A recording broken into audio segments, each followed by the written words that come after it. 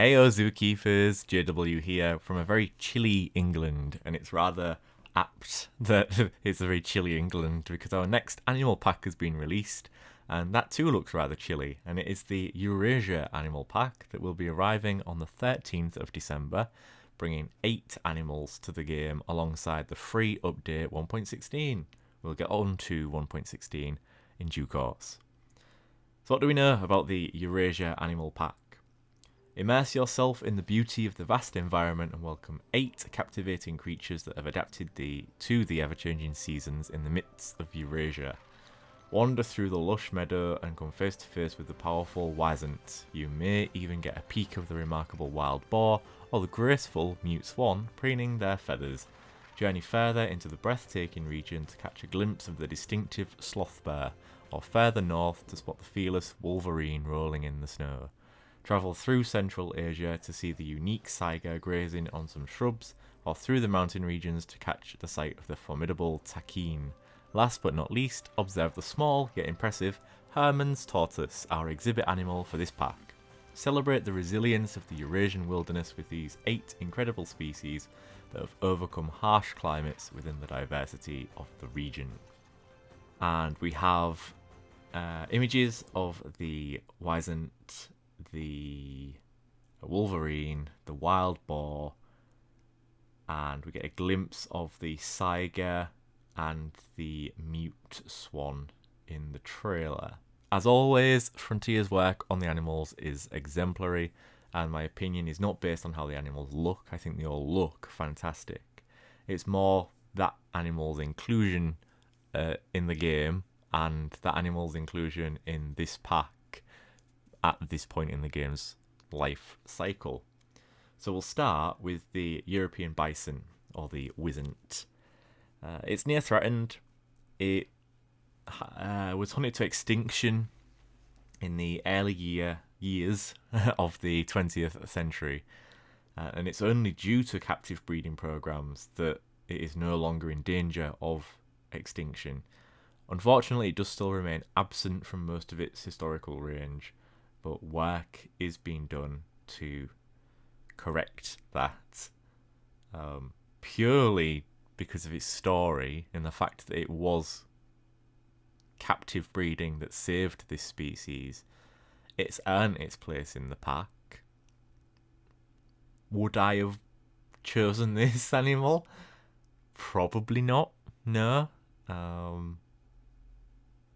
I think it's an animal I'd have probably added a bit later down the line, and there was a few players that wanted it on the forums. I've seen the Wisent pop up a few times, but I wouldn't have put this over like the Andean bear or tamarins and marmosets or birds, for example.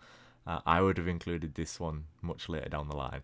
So I'm going to put it down as just okay. I think it's earned its place in the pack just because of its captivity, saving this species. But I don't think it's something that the community at large was necessarily crying out for. Certainly not anything I was crying out for anyway. Up next we have the wild boar, least concern. This one is a difficult one. I know, again from the forums, a lot of players wanted the wild boar, and congratulations, you've finally got it. I think it's a really boring animal, and I couldn't care less. It's a near for me. I don't think this animal needed to be in the game at this point in the game's life cycle. I would have added this much later down the line as probably one of the last animals that gets added to the game. There are other animals, other species that are missing from the game completely that would have been a much better choice. I'm not going to go into what those choices are, but yeah, I just not interested in the wild boar at all. That's a near for me. There's only 2 collections in the UK that house wild boar. We do have a small population of wild boar. They are being culled in most places in the UK because they are illegal, essentially. They've escaped or been freed. And whilst they've been in captivity, probably for the meat industry, they've bred with domestic pigs, and so their genetic integrity isn't really known. There are also wild boar being utilised in habitat restoration. That is being managed very carefully, and that's not what I would consider captivity. So again, there are only 2 collections in the UK that have wild boar. We just don't find them particularly interesting as a zoo species. Yeah, I'm just not interested. It's a nay for me. The mute swan, however, completely took me by surprise, and it's great that we have our waterfowl finally in the game, and hopefully this paves the way for pelicans and ducks and geese and a whole host of other waterfowl. But mute swans aren't zoo animals. They're not. They're so widespread throughout sort of Europe and parts of North America. They're just not zoo animals. Like, I've seen mute swans at zoos, but not as like captive animals like lions and giraffes and tigers and such. They've just been there. I can also see swans on my way to the shop. They're just not. They're not zoo animals. And I think if I was going to do a waterfowl that was a zoo animal, they could have chose like 90 other options that would have been better than the mute swan. I'm glad we've got the mute swan, don't get me wrong, but it's not a zoo animal in my eyes. So that one's going as a nay as well. Although I do like that we're finally getting a waterfowl and we've got another bird. But I'm going to have to put it as a nay because it's just not a zoo animal. That's the be-all and end-all of it. The Sloth Bear, which we correctly predicted yesterday from the live stream. Vulnerable. It's not common in zoos, but it's not rare. It's sort of in that middle sort of section. I think there's only 1 or maybe 2 collections in the UK that have sloth bears. They're a very iconic species from India. And they obviously have this reputation, we will call it, these claws, and they're like raiding termite mounds, and this general character about them is very iconic. And I think later down the line I would have liked a sloth bear. I'm not too bothered that we've got it now. Of course I would have preferred an Andean bear, but yeah, I mean, it's vulnerable. It has conservation value. It has education value. It will be somewhat unique among the other bears in the game. So, I'll put it as just okay. And I think it only just manages to get in on just okay. It's not that it's not welcome. It's just, I think it's the wrong time. So I'll put it as a just okay. We'll move on. The Wolverine. So globally, the Wolverine population is classified as least concern. In Europe, it's classified as vulnerable. There are a few Wolverines in captivity in the UK. I know they tend to be much more common in North America and mainland Europe. But there are some. I think there's 2 collections in the United Kingdom that have Wolverine.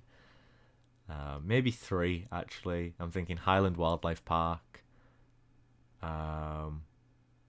Wild Place Project, and maybe Bristol Zoo Project? Question mark? I'm not 100% sure about that one. But definitely Highland do, and I'm fairly confident that is it Wildwood or Wild Place? Anyway, I won't go into it, but they're few and far between in the UK. they're pretty characterful. This has been on a lot of people's lists. It's nice to see that Frontier has listened and added these animals. They're alright. I wouldn't say they're particularly exciting animals or anything game changing. They're alright. They're just okay. I'm not fussed really. Now, this is the one that's probably gonna cause the most controversy, if there is going to be any, and it's the Sabre Antelope. Straight off the bat, it's going in the near category for me, and I will tell you why. Sabre Antelope do not do well in captivity. They have been kept in captivity in the past, in a zoo environment, and they tend not to survive more than a few months.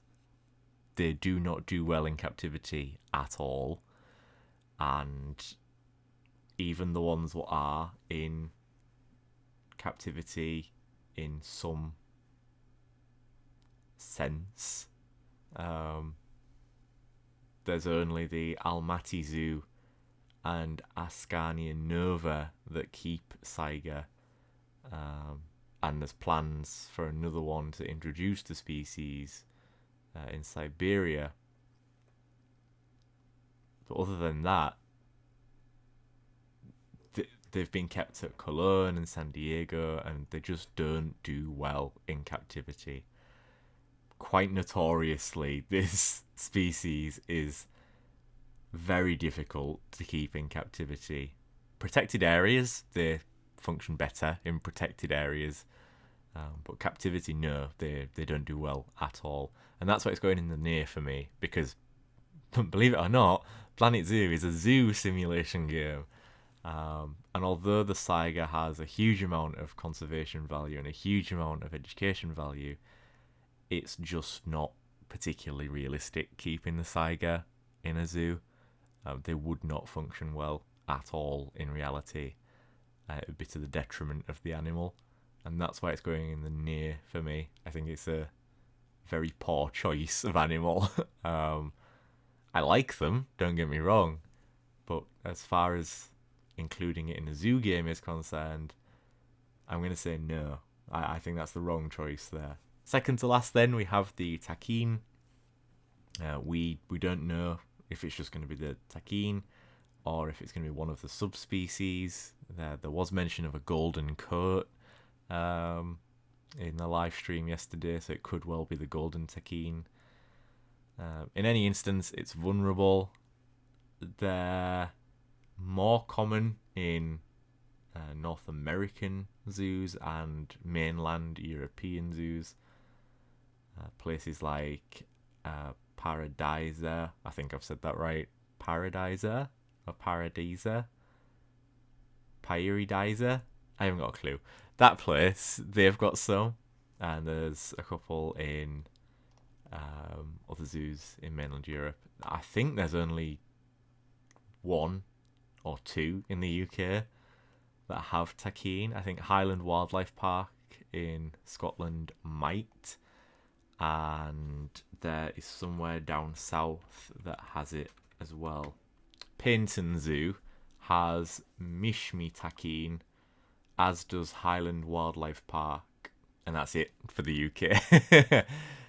So definitely more popular in North American and mainland European zoos. I'd have probably liked a Takin at some point, I think further down the line, yeah. Will I use it when it's in the game? Probably at some point. I mean, I am just starting to build a Himalayan area in Dunswell Zoo, and you know, a vulnerable animal like a Takin could probably serve that area quite well. Yeah, it's alright. And Herman's tortoise. It's nice to actually see a tortoise that's a small size rather than something like the Aldabras or the Galapagos tortoise. It's going to be an exhibit animal as well, so relatively easy to keep. I'm just looking forward to seeing it. It's near threatened. Would I have chosen this animal? Probably not. No. Am I looking forward to this animal? Not really.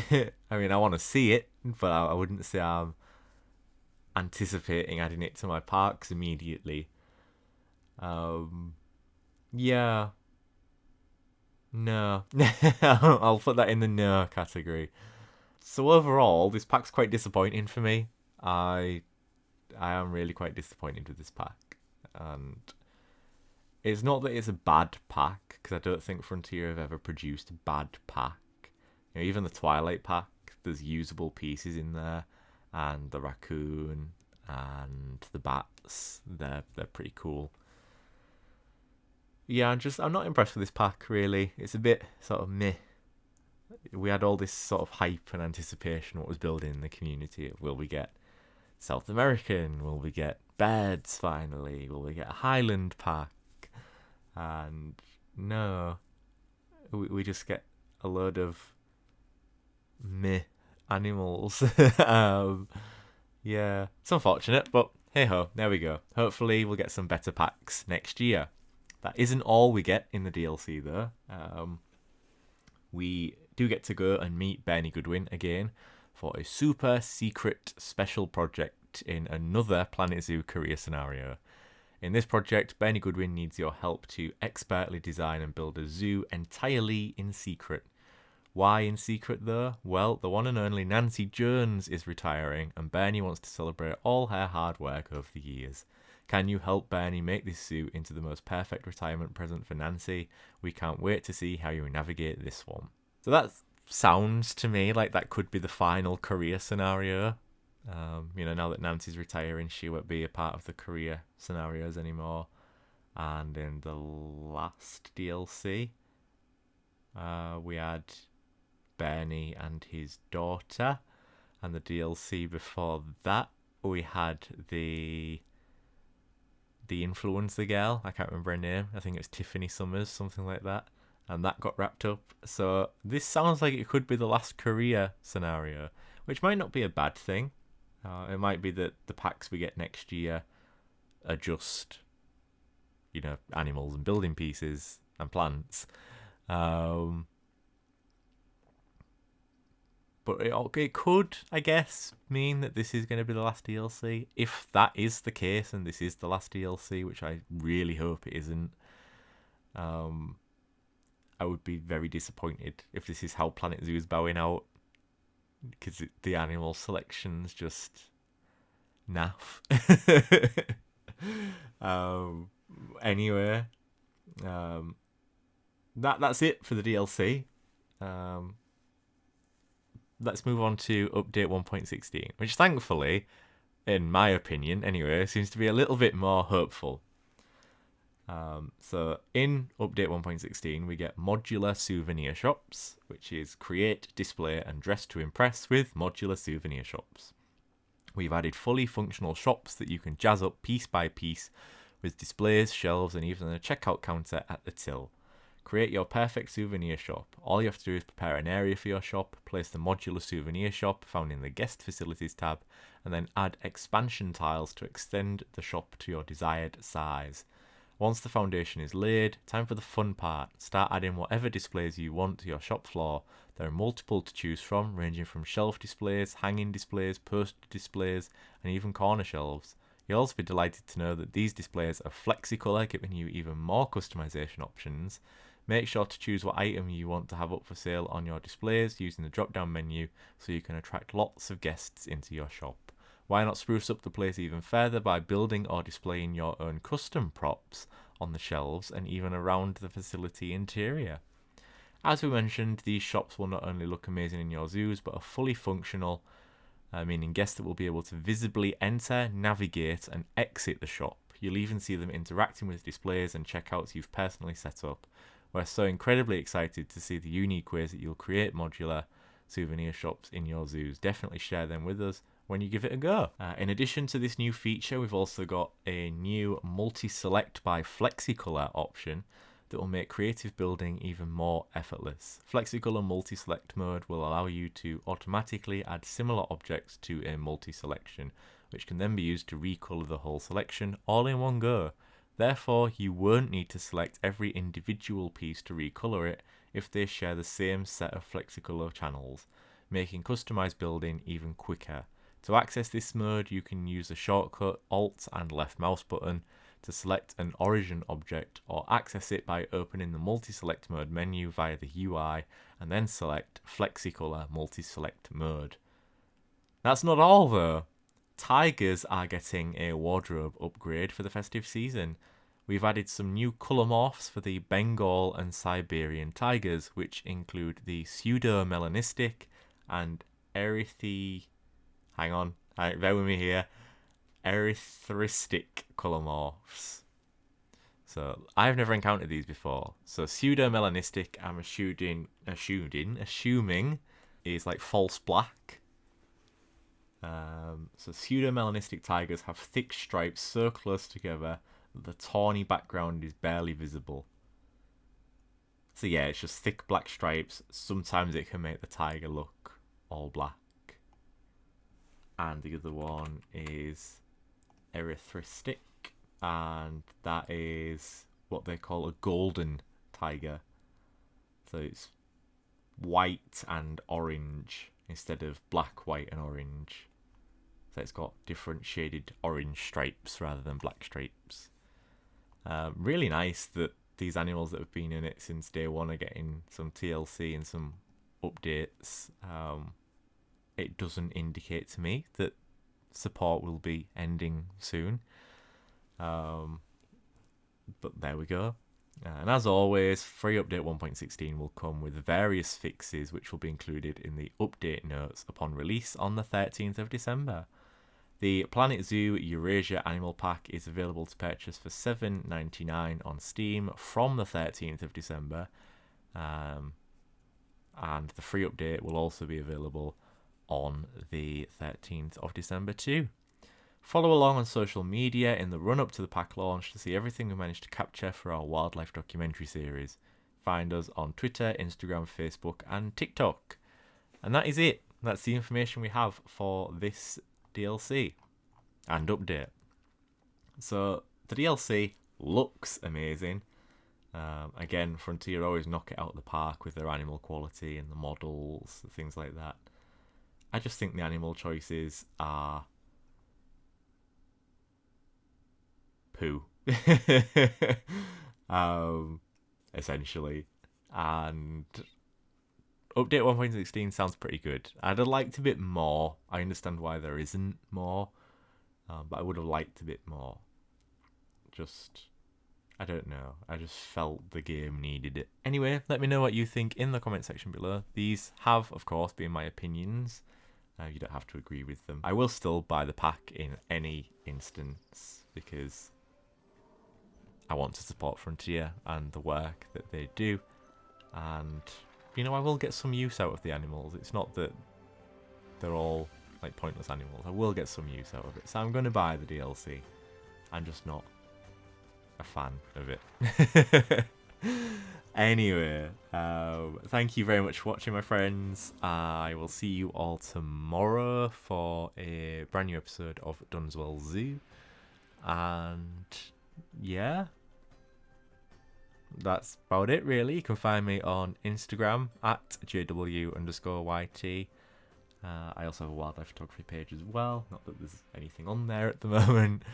But yeah, I will see you all tomorrow for that next Dunswell Zoo video. And please remember to hit that like button if you like this video, and subscribe to the channel if Planet Zoo content's your thing, because this channel is just Planet Zoo. Until the next time, my friends, stay safe, stay kind, and bye-bye for now.